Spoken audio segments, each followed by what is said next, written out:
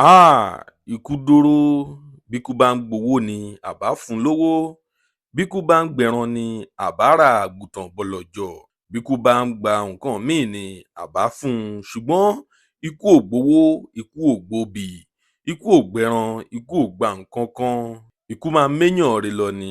Àmọ̀ràn mi sí gbogbo àwa tí a ṣì wà lókè èèpẹ̀, ẹ jẹ́ ká gbáyé ṣe nǹkan re. Ohun tí a bá ṣe lénìí, ìtàn ni bó dọ̀la.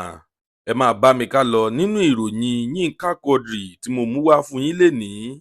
Ìròyìn tó burú jáì ni, ẹ máa bá mi ká lọ. Tó bá jẹ́ ìgbà àkọ́kọ́ tí ẹ ń wo fídíò wa nìyí, ẹ jọ̀wọ́ ẹ tẹ subscribe button láti máa rí púpọ̀ lára àwọn fídíò wa wò. Ojú tí ẹ fi ń wò wá kò ní fọ́, etí tí ẹ fi ń gbọ́ wa kò ní di láṣẹ Èdùmàrè.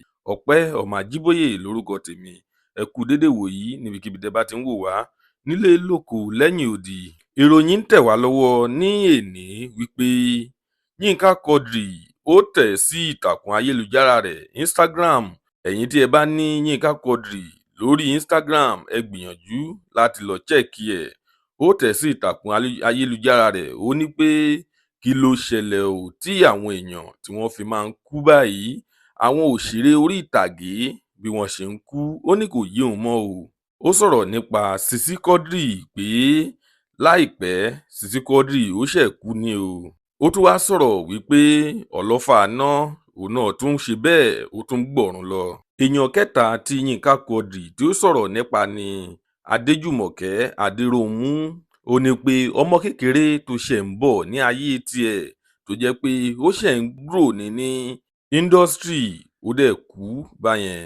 Yínká Quadri ó fi ẹ̀hónú rẹ̀ hàn wípé kò tẹ́ òun lọ́rùn bí gbogbo àwọn òṣèré tíátà bí wọ́n ṣe ń kú. Ó ní kò tẹ́ òun lọ́rùn pé kí Ọlọ́run bá òun fòpin sí i, kí ẹnikẹ́ni má ṣe kú rèwerèwe mọ́. Lónìí ìròyìn tí a mú wá fún yín rèé. Ẹ má gbàgbé láti tẹ subscribe button tó bá jẹ́ ìgbà àkọ́kọ́ tí ẹ ń wo fídíò wa nìyí. Ojú tí ẹ fi ń wò wá kò ní fọ́, etí tí ẹ fi ń gbọ́ wa kò ní di láṣẹ Èdùmàrè. Ire o, ó tún di ọjọ́ míì, ọjọ́ ire.